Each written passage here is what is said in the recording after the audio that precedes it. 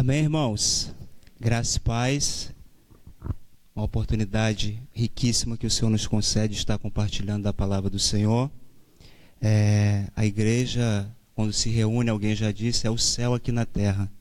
Então que possamos nessa noite aproveitar dessa comunhão e ouvir o que Deus tem para nós.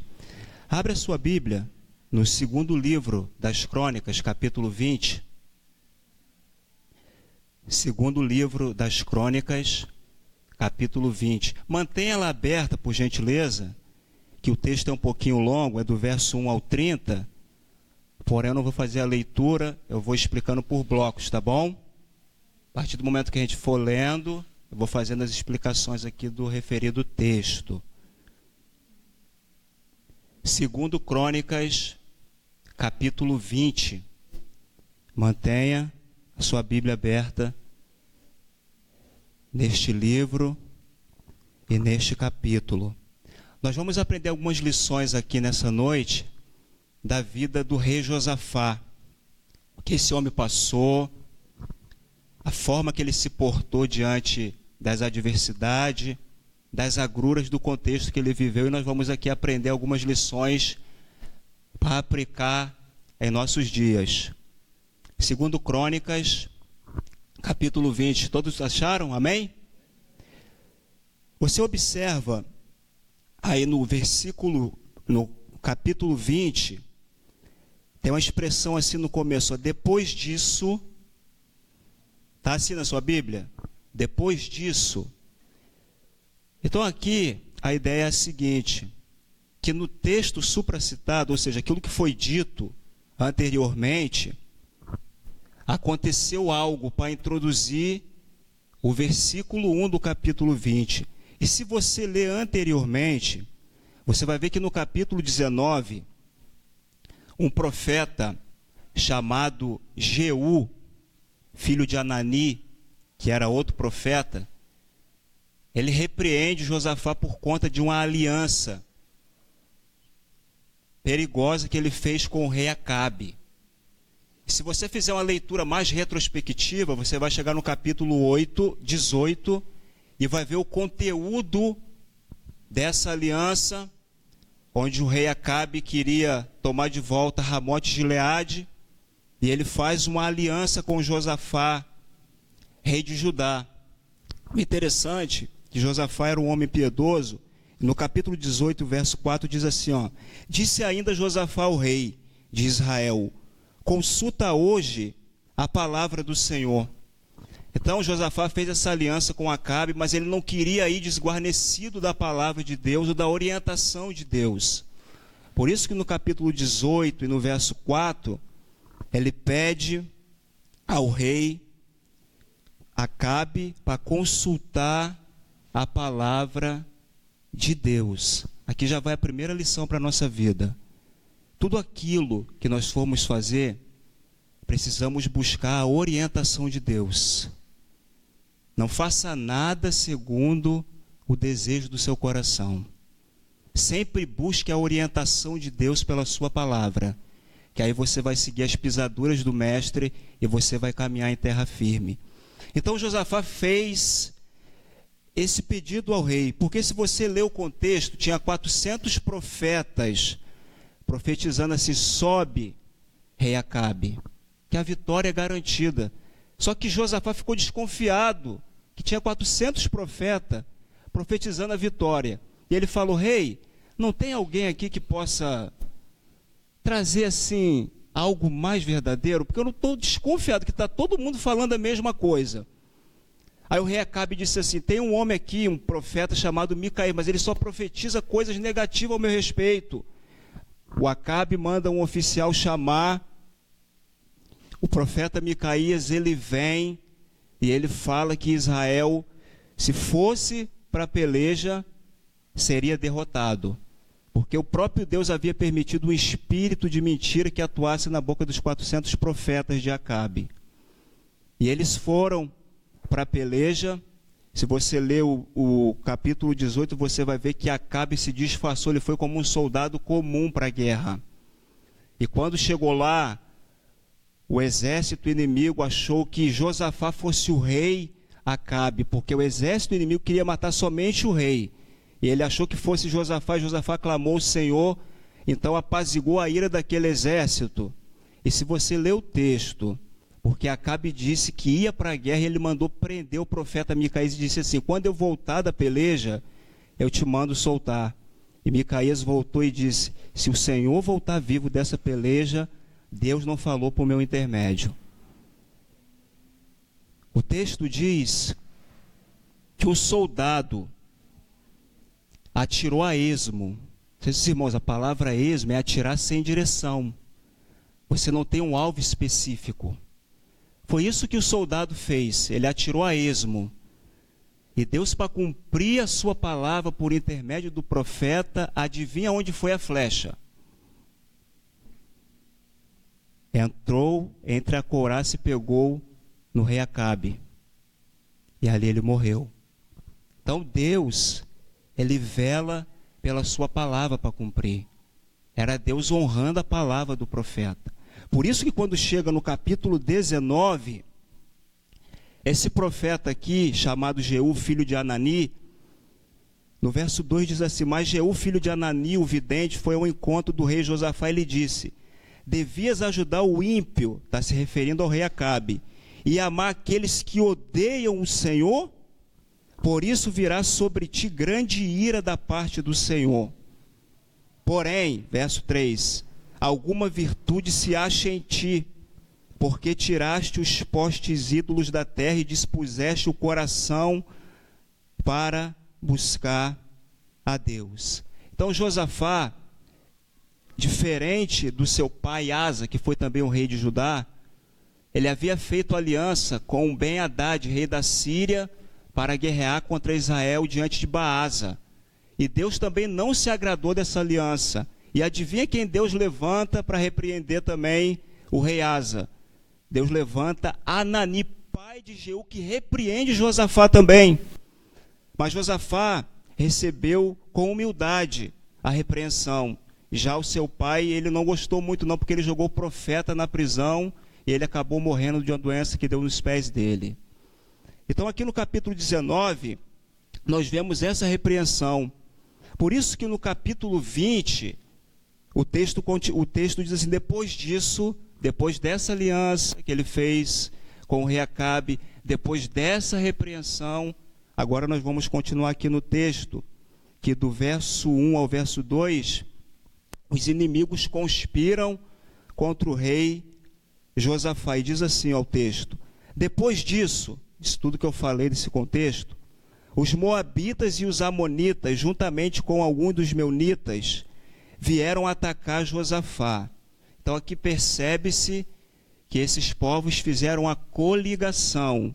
Os moabitas, os amonitas e os meunitas, que eram um povo da região do Monte Seir, em Edom. Se você for lá no Gênesis, no capítulo 19, do versículo 30 ao 38, você vai ver que esses povos aqui, os moabitas e os amonitas, são fruto daquela relação incestuosa que Ló teve com as suas filhas, quando embebedaram o pai, tiveram dois filhos, dois meninos, um se chamava Moabe e o outro se chamava Amon, da onde descenderam os moabitas e os amonitas, que foram inimigos assim cruéis ao longo da história de Israel no Antigo Testamento. E aqui estão eles novamente. Eles fizeram uma coligação para tentarem remover Josafá do trono. E o verso 2 continua: alguns homens vieram dar esta notícia a Josafá: uma grande multidão de Edom, da além do mar, é uma referência ao Mar Morto, está vindo atacar-te, e já estão em Azazon Tamar, que é em Gedi, ou seja, era uma rota estratégica para os inimigos atacarem o rei Josafá. Então aqui está formado toda essa estratagema desses povos para tentar depor Josafá do seu trono. Olha o que diz o verso 3. Então, está introduzindo toda essa estratagema aqui, Josafá teve medo. Então Josafá, diante de todo esse cenário armado contra ele, ele teve medo. E o medo acaba sendo algo inerente a nós. Todos nós temos medo. Dependendo da situação, da adversidade, das complicativas da vida, o medo é natural a nós.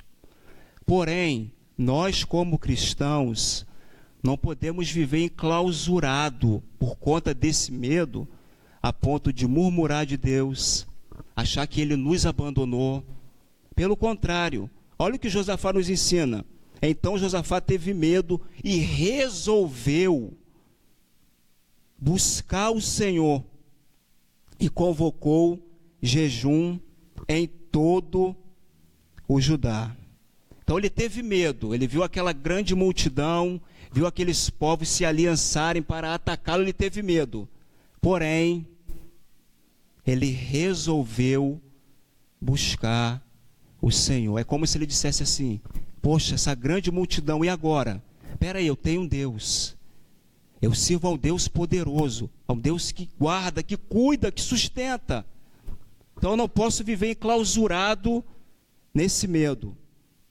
Interessante que o versículo 3 faz uma ponte muito bacana com o 1 Samuel, capítulo 30, do verso 4, capítulo 30, verso 4 e 6. Se você ler todo o contexto e voltar alguns capítulos antes de 1 Samuel, capítulo 26, 27 e 28, você vai ver que ali Davi está em fuga do rei Saul que queria matá-lo. Tudo por conta daquela música que fizeram lá, lembra? Saul matou seus milhares, Davi matou seus 10 milhares, então Saul ficou irado, invejado de Davi e tentou por várias vezes matar Davi. Davi teve algumas oportunidades de matar o seu inimigo, mas ele disse: quem sou eu para tocar no ungido do Senhor? Então ele foge e fica 1 ano e 4 meses refugiado na terra dos filisteus, sobre o domínio de Aques, rei de Gate. E ali Davi saía para as suas batalhas, para as suas guerras, e vencia e voltava. E teve uma guerra dos israelitas com os filisteus. E Davi queria participar dessa batalha, mas os chefes dos filisteus não deixaram Davi participar dessa batalha. Quando ele volta para Ziclag, que era a terra onde ele estava ali vivendo, ele vê a cidade incendiada, queimada, e a sua família levada cativa pelos amalequitas. E o texto diz assim: então, capítulo 30, verso 4 e 6, Davi e o povo que se achava com ele ergueram a voz e choraram até não terem mais forças para chorar. Davi muito se angustiou, pois o povo falava em apedrejá-lo, porque todos estavam em amargura, cada um por causa de seus filhos e de suas filhas. Porém, Davi se reanimou no Senhor, seu Deus. Ou seja, diante de toda aquela catástrofe, Davi se angustiou, chorou, porque não viu mais a sua família, os seus filhos, mas aquilo não abateu o coração dele. Aquilo não foi uma situação para deixar sua alma depressiva, angustiada, não. Davi buscou o Senhor. Ele orou a Deus, pediu forças ao Senhor. E se você ler lá todo o contexto, você vai ver que Davi vai lá no arraial dos amalequitas e traz de volta a sua família, restitui os seus bens, tudo porque ele confiou em Deus. Eu não sei se você está vivendo esse cenário, num contexto onde você só vê dificuldade. Quem sabe você está igual lá em Êxodo capítulo 14. Lembra que quando Deus liberta o povo, 430 anos aprisionado no Egito, e o povo está indo rumo à terra prometida, e Faraó enlouquece e vai atrás do povo, está lá o mar na frente, de um lado Pirrairote, do outro Baal-Zefon, e atrás o exército de Faraó. Não tinha saída, mas eles tinham Deus. Então quem tem Deus não teme as adversidades da vida, porque Porque os seus problemas, as suas adversidades diante de Deus não são nada diante daquele que sustenta você na palma da mão dele. Então Davi e Josafá se reanimaram no Senhor, oraram a Deus. Olha que frase interessante. Oração não dispensa ação. Nós oramos e agimos. Agir sem oração é insensatez. Orar sem agir é omissão. Então ora e avance. Alguém já disse, quando o homem trabalha, ele trabalha. Mas quando o homem ora, Deus trabalha. E não há ninguém que possa impedir. Isaías 43:13. Ainda antes que houvesse dia, eu sou. E não há ninguém que possa fazer escapar das minhas mãos. Operando eu, quem impedirá? Quem impedirá? Então Josafá teve medo daquela situação, mas resolveu buscar o Senhor. Não ficou prostrado diante daquela cena, diante daquele grande exército, e convocou jejum em todo o Judá. Ajuntou o povo, chamou para si o povo, convocou um jejum. O povo tinha que se abster de alimento para buscar ao Senhor. Interessante que no livro de Esté, capítulo 4:16, o autor sagrado vai dizer assim: vai, ajunta a todos os judeus que se acharem em Suzã, e jejuai por mim, não comais nem bebais por 3 dias, nem de noite, nem de dia. Eu e as minhas servas também jejuaremos. Depois irei ter com o rei, ainda que é contra a lei, se perecer, pereci. Se você ler o contexto lá do livro de Esté, um rei maldoso chamado Amã passou um pregão, um decreto marcial que todos os judeus seriam mortos, só por conta que quando ele passava na porta do palácio, todos ali se ajoelhavam, menos um camarada chamado Mordecai, ou Mardoqueu. Então ele ficou furioso por conta disso e falou que ia matar todos os judeus da província de Suzã. Essa notícia chegou no ouvido da rainha Esté.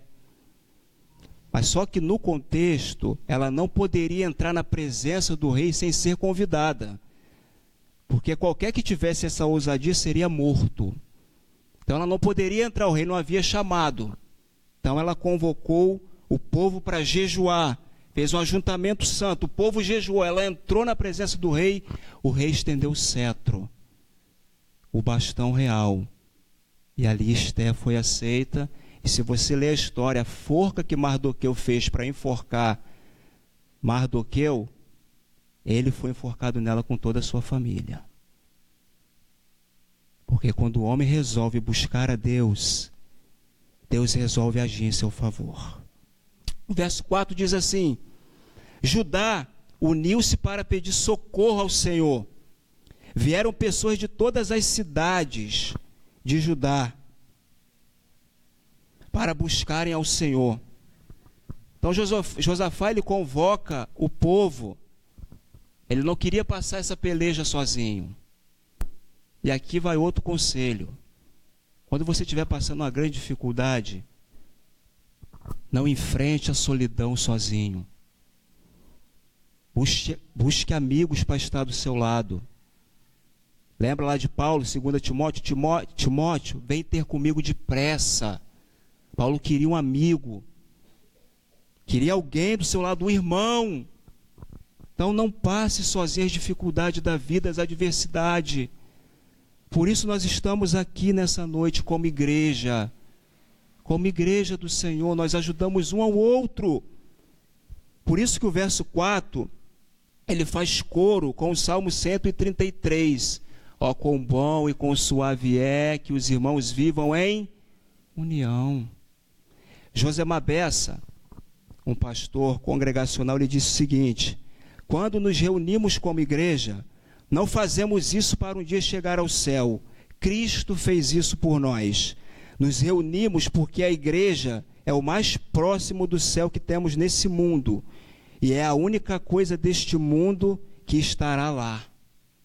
Por isso que nós nos reunimos como igreja, para viver essa comunhão santa. Alguém já disse também, depois da comunhão com Deus, não existe comunhão semelhante à dos santos. Nós precisamos, amados, mais do que nunca, dessa comunhão, dessa união, um ajudando ao outro. E no verso 5 diz assim: Josafá ficou em pé na comunidade de Judá e de Jerusalém, no templo do Senhor, diante do pátio novo, e disse, do verso 5 ao verso 13, fala do conteúdo da oração de Josafá. Ele diz assim: o Senhor Deus de nossos pais, ó Senhor, verso 6, Deus de nossos pais, não és tu o Deus que está nos céus? Não és tu que governa sobre todos os reinos das nações? Na tua mão há poder e força, e não há quem te possa resistir. Ó nosso Deus, não tiraste os moradores dessa terra de diante do teu povo Israel, e não a deste para sempre a descendência de Abraão, teu amigo? E habitaram nela e construíram nela um santuário ao teu nome, dizendo: se algum mal nos sobrevier, seja espada, juízo, praga ou fome, nos apresentaremos diante deste templo e diante de ti, pois teu nome está neste templo, e clamaremos a ti em nossa aflição, e tu nos ouvirás e nos livrarás. Agora, eis os homens de Amon, de Moabe e do monte Seir, em cujo território não permitiste que os israelitas passassem quando vinham da terra do Egito, fazendo com que se desviassem deles e não os destruíssem. Vê como eles nos retribuem, vindo-nos expulsados da tua herança que nos fizeste herdar. Ó nosso Deus, tu não os julgarás, porque nós não temos força para resistir a essa grande multidão que nos ataca, nem sabemos o que fazer, porém, os nossos olhos estão voltados a ti. Todo o Judá estava em pé diante do Senhor, com seus pequeninos, suas mulheres e seus filhos. Então ele faz essa oração com bastante conteúdo teológico. Por exemplo, no verso 6, ele fala da soberania de Deus. Acompanhe na sua Bíblia o verso 6.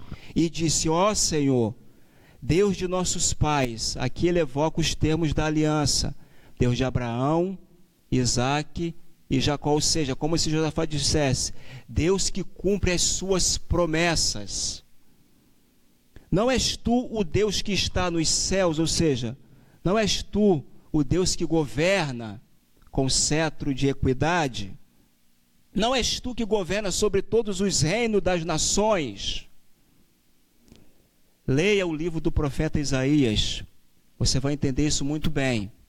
O profeta Isaías disse que Deus olha as nações como gota dentro de um balde. Pensa aí na nação mais poderosa hoje, os Estados Unidos, a China, o Japão. Para Deus é como uma gota dentro de um balde. Na tua mão há poder e força, e não há quem te possa resistir. É como se Josafá dissesse, diante de um Deus soberano, quem são os amonitas? Quem são os moabitas? Quem são os meunitas? O que são os seus problemas para Deus resolver? É isso que ele está dizendo. No verso 7, ele fala da aliança com Deus. Ó nosso Deus, não tiraste os moradores desta terra de diante do teu povo Israel, e não a deste para sempre a descendência de Abraão, teu amigo? Aqui ele está evocando a aliança que Deus fez com o povo. Quando Deus vai lá em Gênesis capítulo 12, vai lá numa terra idólatra de Ur dos Caldeus e fala assim: Abraão, sai da tua terra, da tua parentela, da casa de teu pai, que eu vou te abençoar, vou engrandecer o teu nome, tu serás uma bênção, abençoarei os que te abençoarem, amaldiçoarei os que te amaldiçoarem, e em ti serão benditas todas as famílias da terra. E ali Deus faz uma aliança com Abraão da onde vem a nação de Israel, da onde vem os reis da linhagem real de Davi, da onde viria o Messias, que morreria pela igreja, e nós estamos aqui por conta dessa aliança que Deus fez com Abraão e posteriormente em Cristo Jesus com a igreja.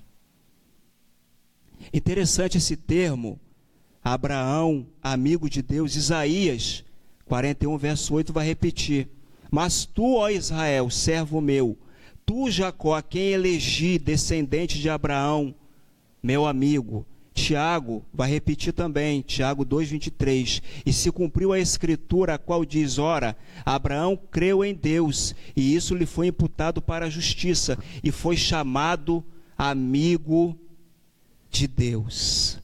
Aí você se pergunta, que privilégio de Abraão, chamado amigo de Deus. Mas olha o que diz João, capítulo 15, verso 14, verso 15. Vós sois meus amigos, se fazeis o que eu vos mando. Já não vos chamo servos, porque o servo não sabe o que faz o seu senhor. Mas tenho-vos chamados amigos, porque tudo quanto ouvi de meu Pai, vos tenho dado a conhecer. Então nós somos amigos de Cristo. Somos amigos de Deus pela obra do Messias no Calvário. Lembra que essa amizade, ela foi rompida no Éden? Quando Deus cria o homem, põe naquele jardim perfeito, o homem tinha uma comunhão plena com Deus. Na viração do dia, Deus vinha para ter comunhão com Adão, até que ele cai em pecado. E ali essa amizade é rompida. O homem agora passa a viver em inimizade com Deus. Mas no Calvário, oh glória, essa amizade, ela foi novamente restabelecida, restaurada pelo sangue de Cristo Jesus, nosso Senhor. Hoje você pode ter plena certeza que você é amigo de Deus, pela obra do seu irmão mais velho, Jesus, na cruz do Calvário, levando sobre si a sua culpa, a minha culpa, a sua dívida, a minha dívida, os seus pecados, os meus pecados, a maldição da lei que pesava sobre nós. Ele levou sobre aquele madeiro e disse: Pai, está consumado, ou no grego tetelestai, a dívida está paga. Recebe novamente os seus amigos pela obra que eu fiz na cruz. Então hoje você é amigo de Deus pela obra redentora de Jesus no Calvário. No verso 8 e no verso 9, continuando aí, ele fala da presença de Deus. E habitaram nela, e construíram nela um santuário ao teu nome, dizendo: se algum mal nos sobrevier, seja espada, juízo, praga ou fome, nós nos apresentaremos diante deste templo e diante de ti, pois teu nome está neste templo, e clamaremos a ti em nossa aflição, e tu nos ouvirás e nos livrarás. Lembra lá da construção do templo, quando Salomão faz aquela oração e Deus disse: a partir de hoje, os meus ouvidos estarão atentos à oração que é feita neste lugar. Então Josafá, no conteúdo da sua oração, ele evoca os termos da aliança que Deus fez com o povo, de um Deus que não pode mentir em suas promessas. No verso 10 ele fala da misericórdia de Deus. Acompanhe aí, por gentileza. Agora, eis os homens de Amon, de Moabe e do monte Seir, em cujo território não permitiste que os israelitas passassem quando vinham da terra do Egito, fazendo com que se desviassem deles e não os destruíssem. No verso 11, fala da possessão de Deus. Vê como eles nos retribuem, vindo expulsar-nos da tua herança, que nos fizeste herdar. Então aqui nós vemos a ingratidão dos moabitas, dos amonitas, dos meunitas, porque Deus não permitiu que o povo, quando saiu do Egito, passasse por esse território, porque quando o povo passava, Deus estava com o povo, a vitória era certa. Aí aqui nós vemos a ingratidão de um povo que agora tenta lutar contra o povo de Deus. E se tem uma coisa, amados, que Deus não tolera, é a ingratidão. Lembra lá do Êxodo, do bezerro de ouro? Que Deus tirou, amado, o povo do Egito. 430 anos aquele povo sofrendo. E Deus leva para o deserto, caminho de 40 anos até chegar na terra prometida. E o povo não passou necessidade no deserto. De dia tinha uma coluna de nuvem. Parecia que o povo estava dentro de um Corolla 2019 com o ar-condicionado ligado. Aí de noite o frio era muito intenso. Aí parecia que o povo estava dentro de uma casa no Rio Grande do Sul com a lareira ligada. Aí o povo reclamava que estava com fome. De manhã cedinho, caiu uma semente no chão, era o maná. O povo ia lá e colhia e comia. Aí o povo reclamava, estamos enjoados de pão. Aí Deus mandava carne. Aí o povo reclamava, estamos com sede, toca na rocha, saía água. O povo caminhava, os sapatos não envelheciam, os pés não inchavam, as roupas não ficavam rotas, porque se você caminha, deixa a roupa no sol por algum instante, e você vê se ela não perde o brilho dela. Agora imagina caminhando num deserto com o sol causticante, e aquela nuvem em cima fazendo proteção ao povo. Aí chega lá na frente, o povo faz um bezerro de ouro. Foi esse Deus que nos tirou do deserto. Todas as vezes que nós somos ingratos a Deus, nós levantamos um bezerro de ouro em nosso coração.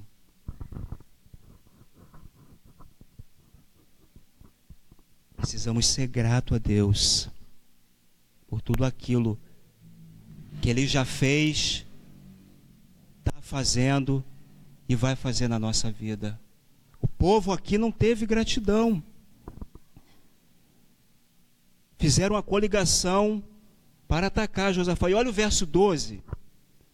O verso 12 é muito interessante. O verso 12 é como se fosse a grande ideia de toda essa porção que eu estou lendo aqui. Capítulo 20, do verso 1 ao 30. O verso 12 é como se fosse a grande ideia que vai reger toda essa passagem. Acompanhe aí o verso 12. Ó nosso Deus. Aqui fala da dependência de Deus. Verso 12. Ó nosso Deus, tu não o julgarás, ou seja, por causa dessa ingratidão, o Senhor não vai fazer nada?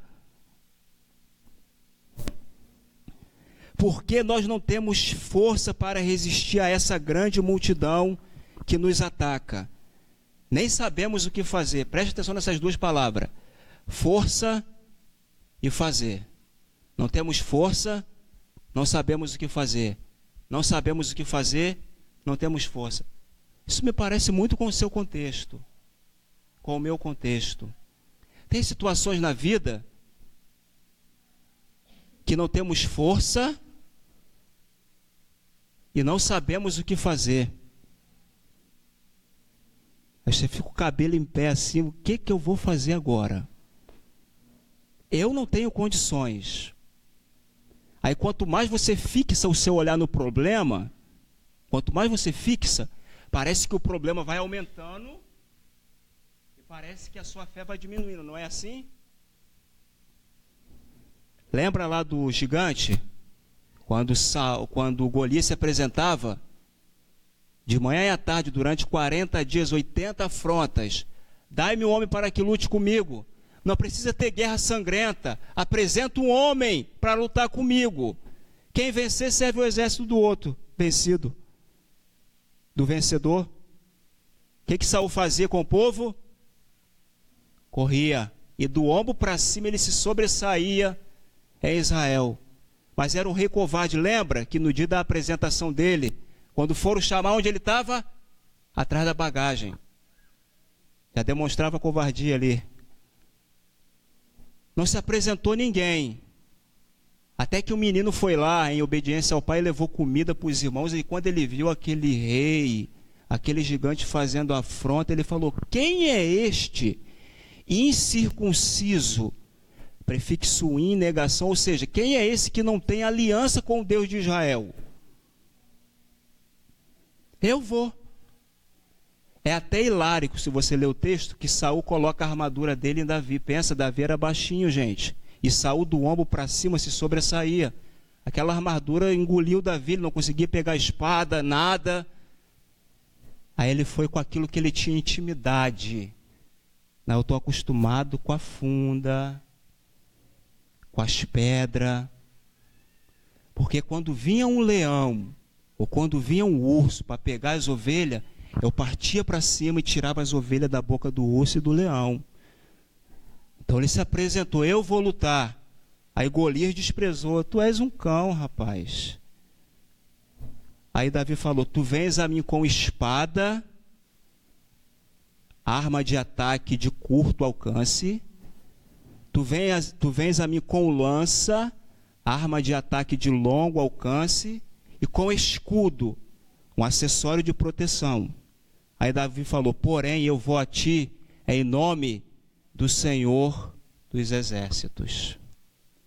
Aquele gigante, quase 3 metros de altura, Davi era um pequenino, mas ele servia a um Deus gigante. Por isso ele foi e venceu. Ele não permitiu que o problema se avolumasse. Ele confiou em Deus e venceu, tirou aquela afronta do povo. Então, você está nesse contexto que eu não sei o que você está vivendo, e você está dizendo: eu não tenho força e eu não sei o que fazer. Receba essa palavra na sua vida. Final do verso: porém, os nossos olhos estão voltados a ti. Aqui está o grande segredo para uma vida cristã vitoriosa. Quando eu falo vida cristã vitoriosa, eu não estou isentando aqui de você passar pelas vicissitudes da vida. Eu estou falando aqui que você vai enfrentar de cabeça erguida. Você não vai recuar, você não vai murmurar, você vai confiar em Deus. Porém, os nossos olhos estão voltados para ti. Quando os seus olhos estão voltados para Deus, não tem problema que abata o seu coração. Quando os seus olhos estão fixados em Deus, seja qual for o problema que você esteja passando, você vai confiar, meu amado. Martin Lloyd Jones, um grande teólogo que contribuiu muito para a igreja com os seus abençoados livros, ele morreu de câncer. Certo dia a igreja foi orar por ele. Ele falou: não precisa orar por mim. Não me detenham da glória. Olhando para Deus. Confiança. Moody, grande avivalista, acometido de uma doença, disse: afaste-se a terra, aproxima-se o céu, estou entrando na glória. Confiança, olhando para Deus. Um pastor batista, acometido de um câncer também, foram orar por ele. Ele falou: pode orar, 2 coisas vão acontecer. Ou vocês verão a glória de Deus, Deus me curando, ou eu verei a glória de Deus, Ele me recebendo na eternidade. Confiança, estava olhando para Deus. Então eu quero que você fixe isso no seu coração. Não tire os seus olhos de Deus. Não tire. Quer caminhar bem com Deus? Quer trilhar os passos de Deus com segurança? Não tire os seus olhos de Deus. Salmo 123, verso 2. Assim como os olhos dos servos atentam para a mão de seu senhor, e os olhos da serva para a mão de sua senhora, também nossos olhos estão atentos ao Senhor, nosso Deus, até que Ele se compadeça de nós. Enquanto Deus não se compadecer do momento que você está vivendo, não tire os seus olhos dele. Continue olhando para Ele. Hebreus 12:2, parte A do versículo. Olhando firmemente para o autor e consumador da fé, Jesus. O puritano Matthew Henry, comentando esse texto, olha que riqueza ele disse: a doença parece desesperadora, não sabemos o que fazer, estamos cheios de incerteza e em grande angústia, mas este é um remédio soberano, os nossos olhos estão em Ti, temos um olhar de reconhecimento e humilde submissão, um olhar de fé e completa dependência, um olhar de desejo e oração sincera, um olhar de esperança e paciente expectativa. Em Ti, ó Deus, depositamos a nossa confiança, as nossas almas esperam em Ti. Então aqui está o grande segredo de uma vida cristã vitoriosa. Como eu falei, não isenta de lutas, mas você vai caminhar com o seu coração firme, porque você está olhando para Deus. Enquanto você olha para Deus, a sua esperança não desvanece, a sua confiança não se esmorece, e os problemas que você enfrentar vão ser pequenos diante de você, porque você serve a Deus.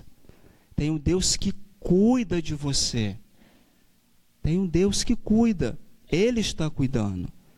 No verso 13 ele continua dizendo: todo Judá estava em pé diante do Senhor, com seus pequeninos, suas mulheres e seus filhos. Ou seja, toda a família de Judá foi convocada para estar com Josafá junto a Deus. As famílias se reuniram, amado, para essa peleja. E olha a resposta de Deus, do verso 14 ao 19. Então o Espírito do Senhor veio no meio da comunidade sobre Jaaziel, filho de Zacarias, filho de Benaia, filho de Jeiel, filho de Matanias, o levita, descendente de Asaf, e disse: dai ouvidos todo Judá, e vós, moradores de Jerusalém, e tu, ó rei Josafá, assim diz o Senhor: não temais nem vos assusteis por causa dessa grande multidão, os moabitas, os amonitas e os meunitas, porque a luta não é vossa, mas de Deus.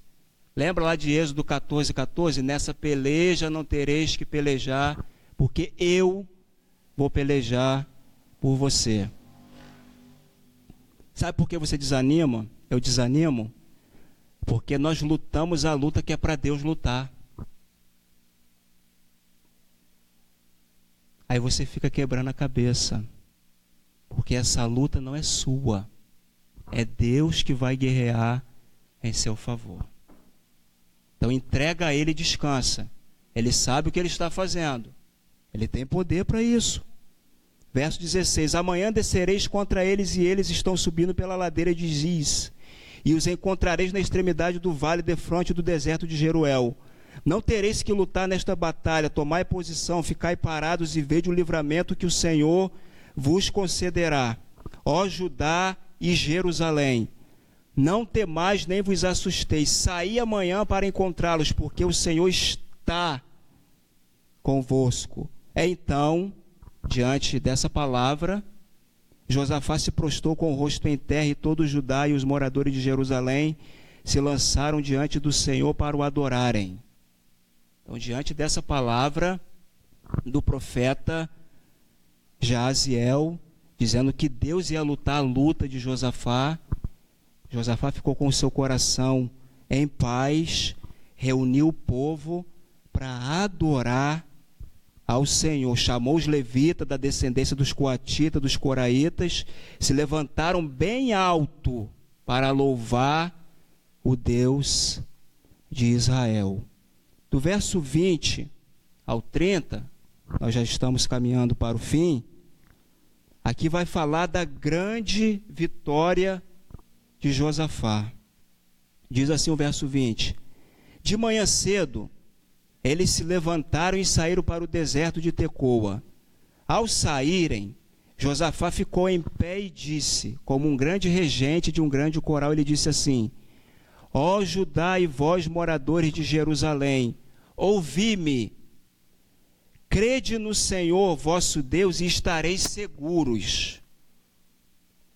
Crede nos seus profetas e sereis bem-sucedidos. Porque o profeta, no Antigo Testamento, era a boca de Deus para falar com o povo. Então o povo dava crédito ao que o profeta de Deus, não os falsos profetas que tinha lá também, como infelizmente tem nos nossos dias, mas o profeta de Deus falava os oráculos de Deus. Por isso que Josafá fala: crede nos seus profetas e sereis bem-sucedidos. Verso 21. Depois de consultar o povo, designou cantores para o Senhor que saíssem na frente do exército, vestidos de trajes sagrados, louvando e cantando: dai graças ao Senhor, porque o seu amor dura para sempre. Então eles foram para a batalha cantando, louvando, dando graças a Deus. Olha o verso 22. Quando começaram a cantar e a dar louvores, o Senhor pôs emboscadas contra os homens de Amon, de Moabe e do monte Seir, que tinham vindo contra Judá, e eles foram derrotados. Então, enquanto o povo estava louvando a Deus, Deus estava agindo. O povo louvando, adorando, e Deus agindo em favor do povo. Isso aqui me faz lembrar Paulo e Silas, Atos 16, 25.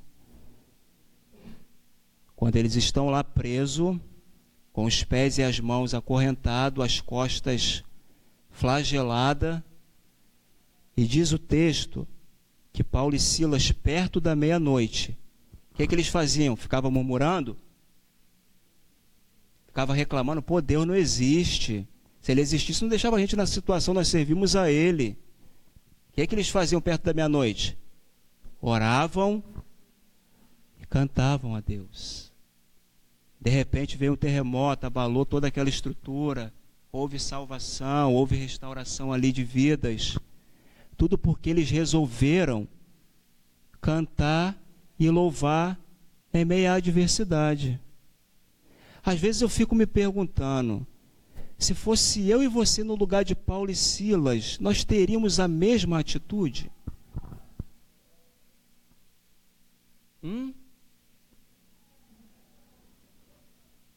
De cantar e louvar, diante daquela situação, preso, acorrentado, com as costas lanhadas. Porque tem pessoas hoje na igreja que por pouca coisa, tá, gente? Pouquinha coisa, já quer se afastar da igreja, acha que Deus não está olhando para ela, acha que só o outro é favorecido e ela, por servir a Deus, não é. Amado, se você está passando uma adversidade, canta, adora. E se a adversidade não parar, canta mais, adora mais, ora mais.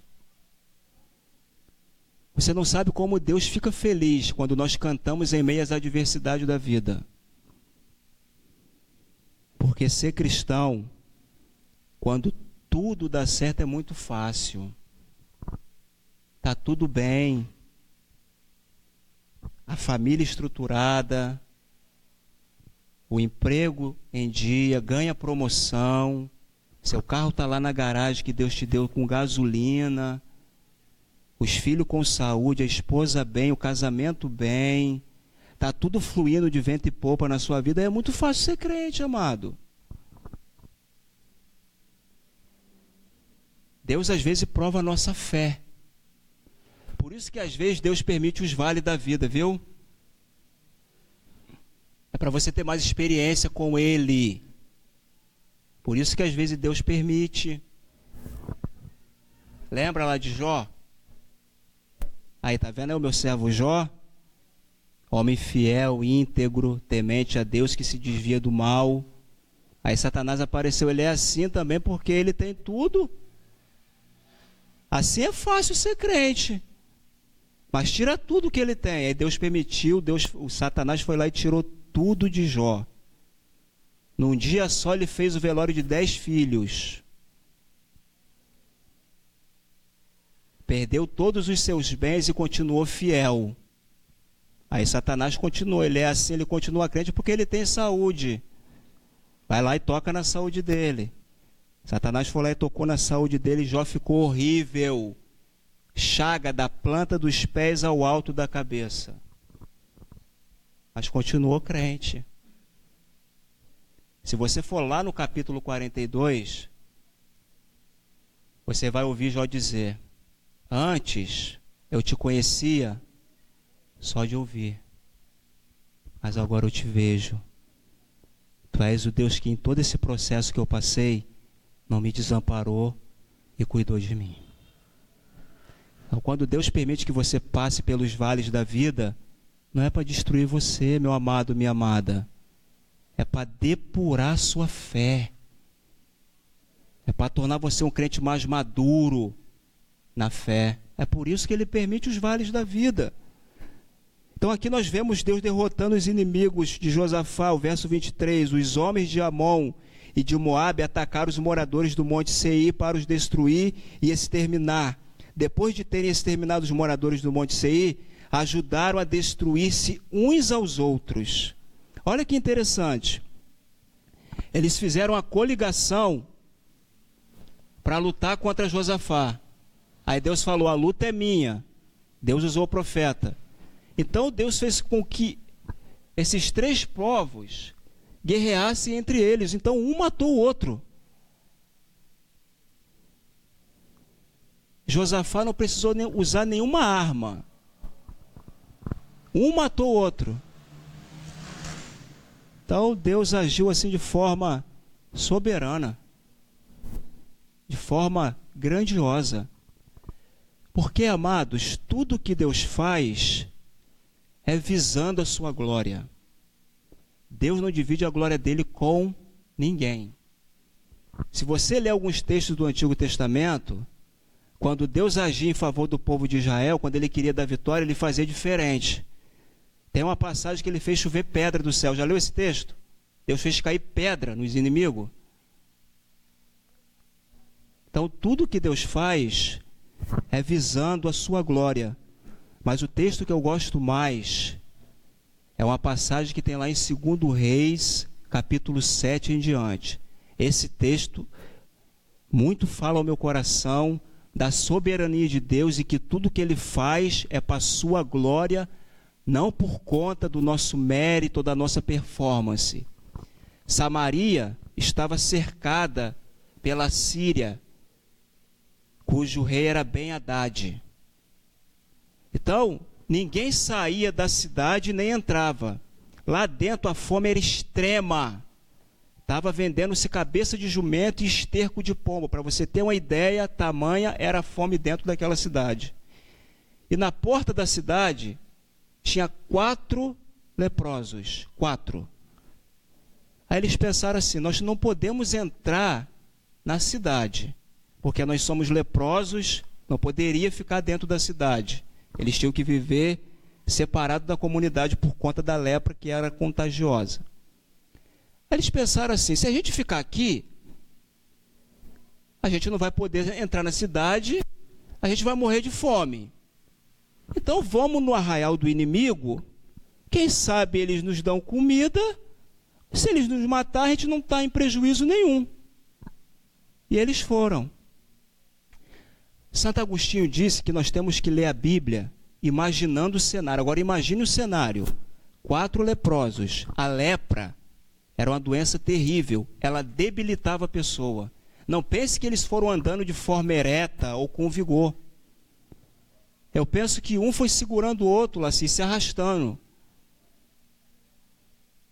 Lá no arraial da Síria, os soldados estavam lá, o rei, e de repente eles ouvem assim, como se fosse carros e cavalos, como se fosse um grande exército vindo. O que eles fizeram?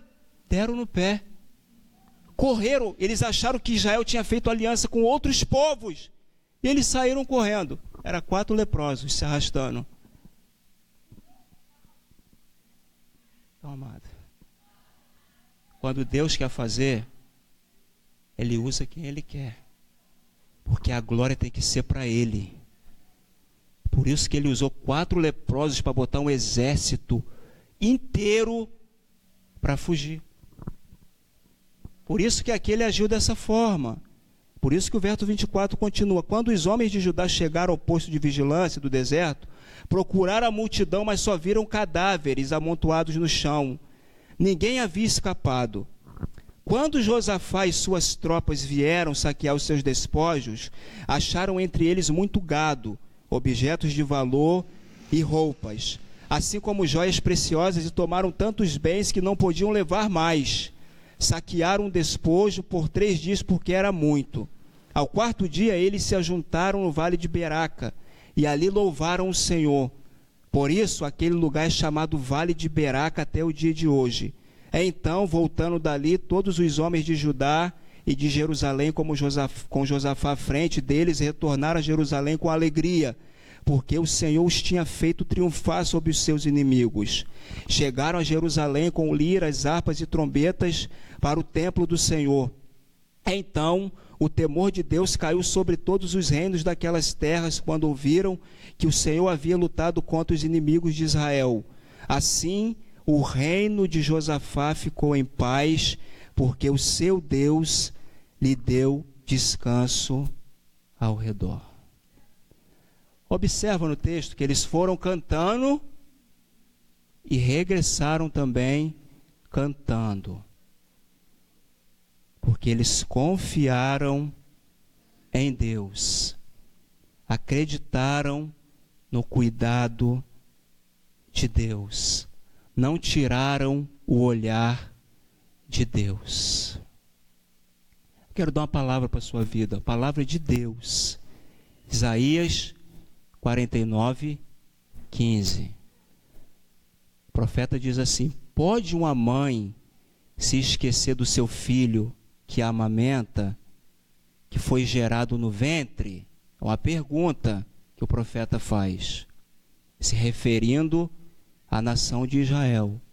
Aí ele continua: todavia eu jamais me esquecerei de ti, porque tenho o seu nome gravado na palma das minhas mãos. Você passa um dia sem olhar para sua mão? Consegue fazer isso? Tem como? Passar o dia inteiro sem olhar para sua mão? É isso que Deus faz, Ele nunca esquece de você. Nunca. Pode essas mães levianas esquecer do seu filho, mas Ele, de você, Ele nunca vai esquecer, porque Ele te amou com amor eterno. Ele te atraiu para o reino dele com laços de amor. Por isso que Ele nunca vai te abandonar e nunca vai te esquecer. Por isso Deus trouxe você aqui nessa noite. Quem sabe tem alguém aqui desesperado, a ponto de largar tudo. Mas Deus está dizendo para você nessa noite: não largue, não desista, porque Ele está cuidando de você. Eu quero terminar com um poema e uma definição de fidelidade que eu achei assim riquíssima, de um pastor batista. Primeiro poema, como conclusão para a nossa vida, de uma serva chamada Annie Johnson Flint. O nome do poema: Mais Graça Ele Dá. Olha o que essa serva de Deus vai contribuir conosco, dizendo: mais graça Ele dá quando o fardo é pesado. Mais força nos manda quando o labor não tem fim. Quanto mais aflições, mais Ele dá misericórdia. Para múltiplas dores, a sua múltipla paz. Amor sem limites, graça sem medida, poder sem barreiras, conhecida dos homens. De todas as suas riquezas em glória, Ele dá mais, e mais dá, e dá novamente. Quando nós exaurimos toda a resistência, se a força nos falta, lembra do verso 12? E o dia ainda não acabou, ao chegarmos ao fim de todo o nosso recurso, você já chegou ao fim de todo o seu recurso? Então receba essa palavra, meu amado. A plena dádiva do Pai apenas mal começou. Quando você pensa assim, acabou, aí Deus fala, é agora que eu vou começar. O seu fim para Deus é o começo. Quando você pensa é o fim, aí Deus vai começar a agir em seu favor. Ele dá mais graça. Claude Duval Coley, um pastor batista, disse assim, eu vejo nessa porção que eu expus aqui, a fidelidade de Deus para com o povo. Ele diz assim, a fidelidade é um dos atributos de maior conforto e doçura. A fidelidade pertence a Deus. A inconstância caracteriza o homem pecador. A fidelidade de Deus é uma verdade prática ao crente. Agora receba essa parte aqui, receba essa parte para a sua vida. É travesseiro para a cabeça cansada. Meu amado, faça da fidelidade o travesseiro de Deus para você dormir. Faça da fidelidade o travesseiro para você descansar a sua cabeça. Estímulo ao coração que desfalece e apoio para os joelhos fracos. Em todas as exigências da vida, podemos contar seguradamente com Ele.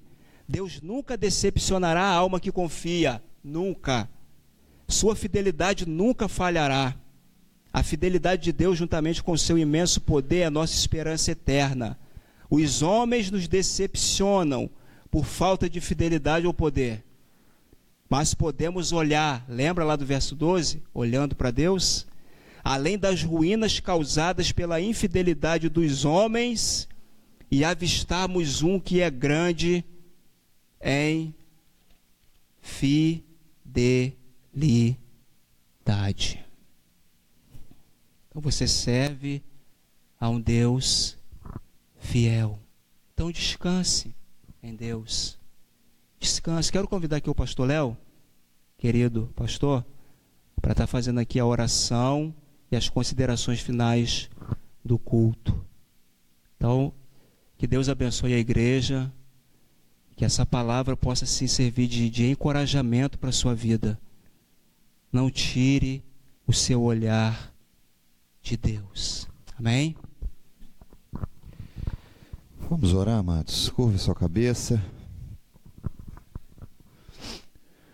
Ó Deus, como é bom ouvir a Tua palavra, nos deleitar, ó Pai, nos versos que o Senhor, ó Pai, deixou para nós. Essa palavra que é inspirada e jamais volta vazia. Ó Deus, muito obrigado, Pai, porque Teu nome foi exaltado aqui neste lugar, nesta noite. Obrigado pela vida do Elder. E, ó Deus, aplique a Tua palavra nos nossos corações, por favor. Ajuda o Teu povo, nos ajude a olhar para o Senhor em todo momento. Seja, ó Pai, nos momentos de tristeza, que olhemos para o Senhor.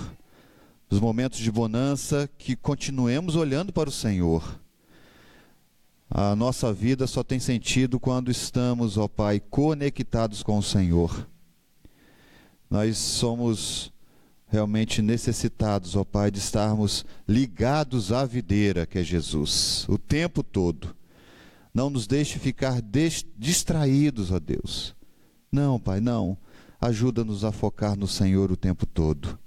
Muito obrigado, ó Pai, porque temos o Senhor em quem podemos confiar. Nós não temos outro a não ser o Senhor. Ó Deus, que essa mensagem, que essa palavra cale profundamente nos nossos corações. No nome de Jesus, nós oramos e te agradecemos. Amém, Senhor. E amém. Pastor Macário, quer falar alguma coisa mais? Posso despedir o povo? Então que você tenha aí um restante aí de semana. Hoje ainda é quinta-feira, amanhã é sexta. Estamos de volta, né? já que eu estou aqui, deixa eu falar isso. Tiramos aí uns dias de férias, eu e minha família. Estivemos ali